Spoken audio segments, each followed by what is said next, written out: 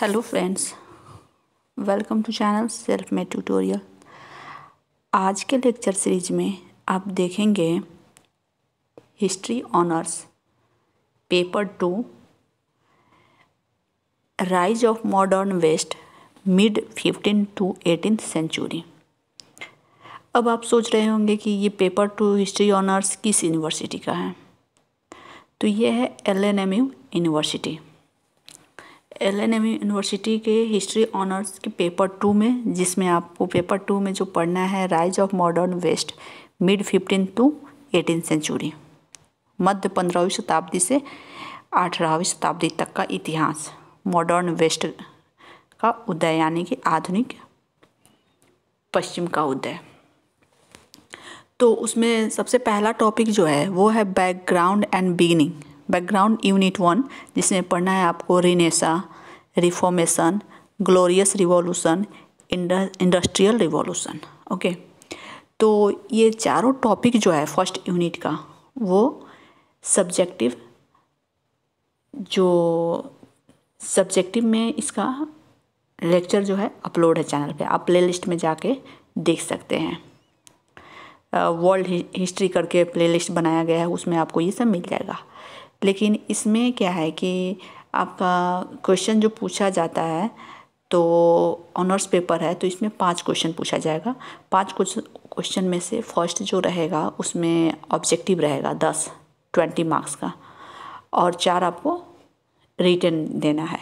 तो उसी को ध्यान में रखते हुए मैं ये एक सीरीज़ लेकर आऊँगी, जिसमें आपको जो एकदम से मेन जो ऑब्जेक्टिव है उसको मैं चैप्टर वाइज करके मैं लेक्चर वीडियो लेकर आऊँगी। ओके, आप समझ गए होंगे। तो चलिए अब इसको मैं आगे बढ़ाती हूँ। तो रिनेसा का मतलब होता है पुनर्जागरण। पुनर्जागरण यानी कि यूरोपीय इतिहास में ये जो पुनर्जागरण पढ़ना है, तो पुनर्जागरण भारत में भी हो सकता है, लेकिन आपको बुक का नाम है राइज ऑफ मॉडर्न वेस्ट, आधुनिक पश्चिम का उदय, 15वीं से 18वीं शताब्दी के बीच का इतिहास पढ़ना है।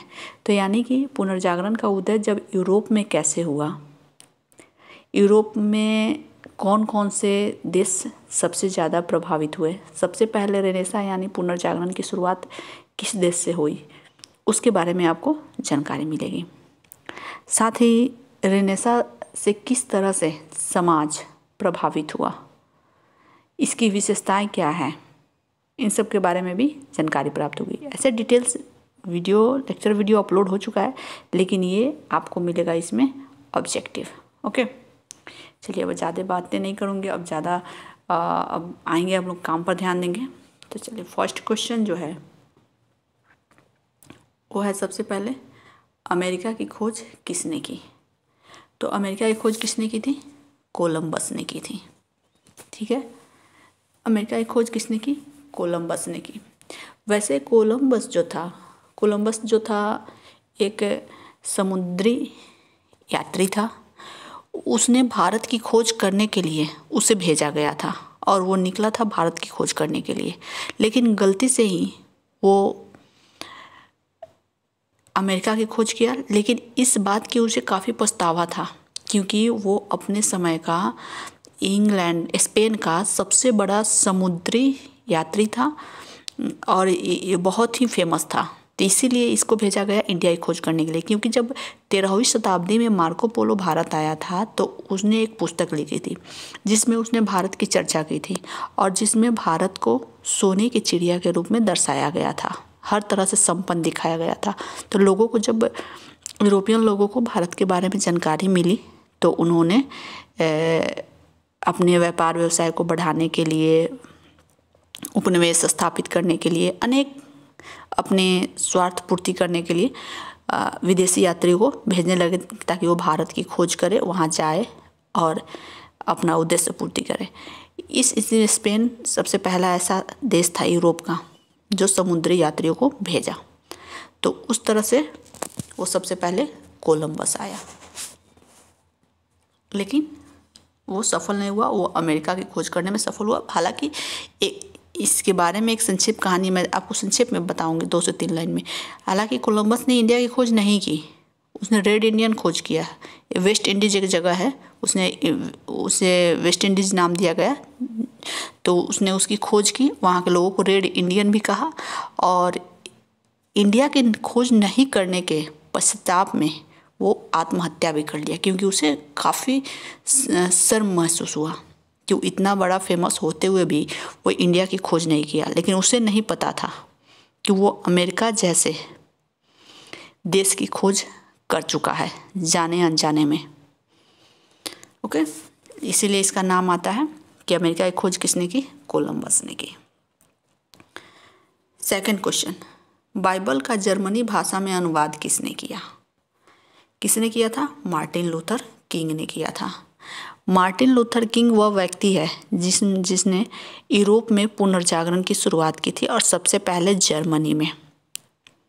ओके, और इन्होंने सबसे पहले कैथोलिक चर्च धर्म सुधार आंदोलन में इसकी भूमिका महत्वपूर्ण है, और इसने कैथोलिक चर्च के प्रति अपने विरोध को प्रकट किया। क्वेश्चन नंबर 3, फेयरी क्वीन किसकी सर्वश्रेष्ठ काव्य रचना है? स्पेंसर की। फेयरी क्वीन किसकी सर्वश्रेष्ठ काव्य रचना है? स्पेंसर की। खैर, पुनर्जागरण के समय में सिर्फ समाज में ही नहीं, धर्म में ही नहीं, बल्कि हर क्षेत्र में विकास हुआ। क्यों ना वो धार्मिक क्षेत्र हो, साहित्यिक क्षेत्र, राजनीतिक, सामाजिक, हर क्षेत्र में सुधार हुआ। तो साहित्य के क्षेत्र में भी, कला के क्षेत्र में भी सुधार हुआ, और नई नई रचनाओं की रचना की गई, और नए नए खोज और आविष्कार किए गए। क्वेश्चन नंबर 4, विश्व का प्रथम नागरिक कौन था जो सर्वप्रथम विश्व का चक्कर लगाकर जीवित अपने देश लौटा था? ओके, वो था, प्रथम नागरिक था कोलंबस, जिसने सर्वप्रथम विश्व का चक्कर लगाया और जीवित अपने देश भी लौटा।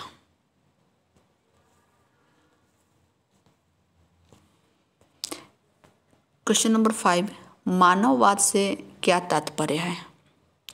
मानववाद, पुनर्जागरण, यूरोपीय पुनर्जागरण का सबसे पहला जो कार्य हुआ वो था मानववाद का विकास। यानी कि जो धर्म के नाम पर जो लोगों को सताया जा रहा था, जो लोगों का शोषण किया जा रहा था, उन सब से अलग हटकर पुनर्जागरण काल में मानववाद का विकास हुआ। यानी कि मानव के हित में जितने भी काम किए जाने लगे वो मानव के हित में, मानव के फायदा के लिए हो, इसीलिए उस युग को मानववाद का युग भी कहा गया। और सारी खोजें, सारी रचनाएं, सारे विकास, वृद्धि सब मानव के आसपास केंद्रित हो गए। क्वेश्चन नंबर 6, 1450 के लगभग जर्मनी में छापा खाने की आविष्कार किसने किया? जॉन गुटेनबर्ग ने। सबसे पहले जर्मनी में छापा खाने के आविष्कार, प्रिंटिंग प्रेस का आविष्कार किसने किया था? जॉन गुटेनबर्ग ने। क्वेश्चन नंबर 7, इटालियन भाषा में दांते की पहली रचना कौन सी थी?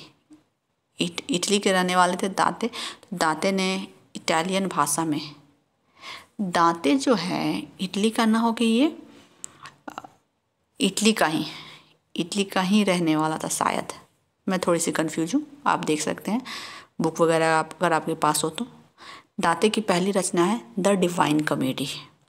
द डिवाइन कॉमेडी के माध्यम से दांते ने धार्मिक क्षेत्र पर व्यंग्यात्मक प्रहार किया है। क्वेश्चन नंबर 8, 1477 के लगभग इंग्लैंड में छापाखाने की स्थापना किसने किया? कैक्सटन ने इंग्लैंड में 1477 में छापाखाने का आविष्कार किया। क्वेश्चन नंबर 9, पुर्तगाल के रहने वाले वास्को डी गामा ने 1498 में किस देश का पता लगाया? भारत का। वास्को डी गामा ने 1498 में किस देश का पता लगाया? भारत का। क्वेश्चन नंबर 10, द प्रिंस की किसने रचना की है? द प्रिंस किसकी रचना है, या द प्रिंस की रचना किसने की? मैकियावेली। अब चलिए मैं थोड़ा सा मैकियावेली पे बात करूँगी।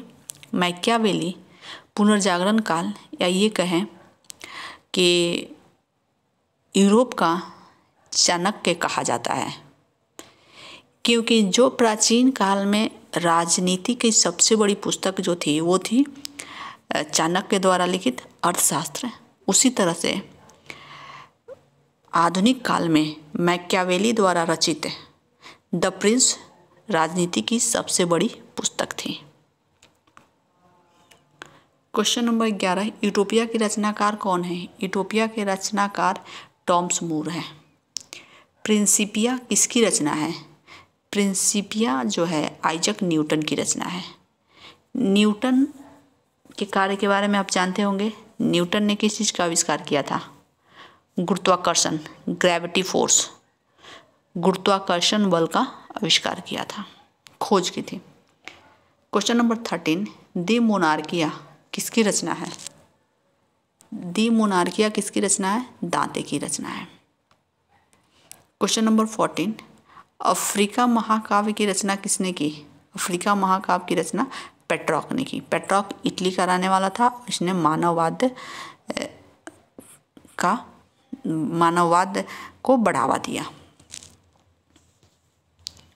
ओके, आगे बढ़ते हैं।